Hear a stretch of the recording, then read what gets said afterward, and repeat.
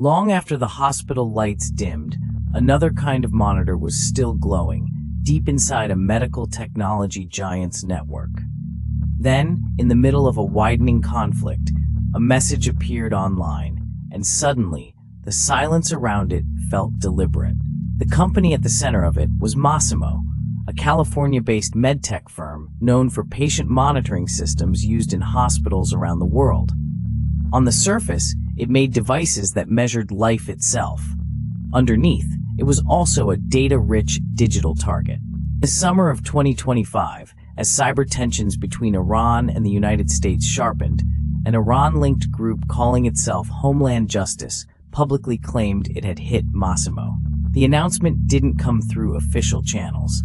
It arrived the way modern threats often do: online, sudden, performative. Homeland Justice was not an unknown name. U.S. officials had previously tied the group to Iranian activity, especially operations aimed at Albania. Its reputation was built on leaks, intimidation, and spectacle, a style meant not just to breach systems, but to send a message with them.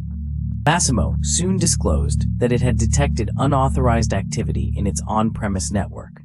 The company said the intrusion disrupted manufacturing, affected order processing, and forced parts of its operations offline. For a business tied to hospital supply chains, even a short pause carried weight. First, the company did not publicly name a culprit, and that caution mattered. In the early hours of an incident, attribution is a moving target, clouded by noise, planted clues, and the natural confusion that follows a breach. Certainty comes later, if it comes at all. Still, the attackers wanted the story told their way. They allegedly posted samples of stolen files online, suggesting they had taken internal documents and personal data.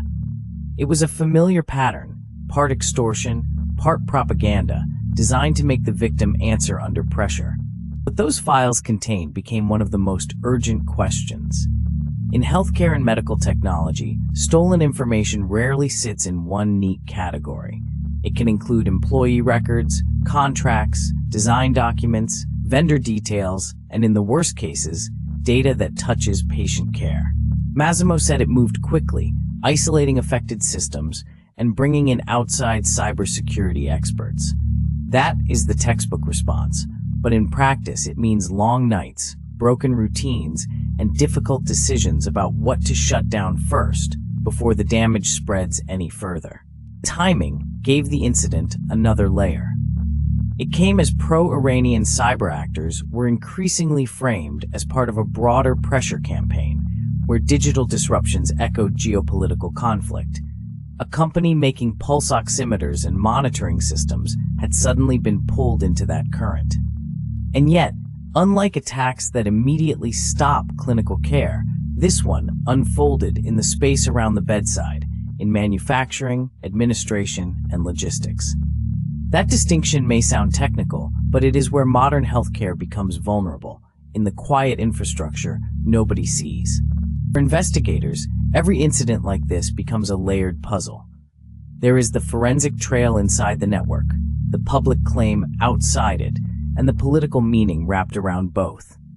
Sometimes those layers align neatly. Often, they don't, and that uncertainty becomes part of the attack. The group itself understood the value of theater. Claiming a strike against an American medical technology company does more than embarrass a target, it widens the audience.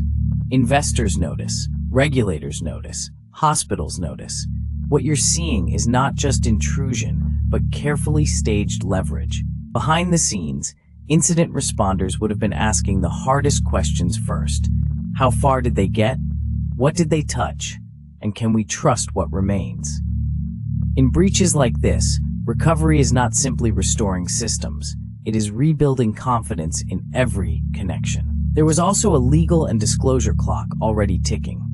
Public companies face pressure to report material cyber incidents quickly, even while facts are still shifting.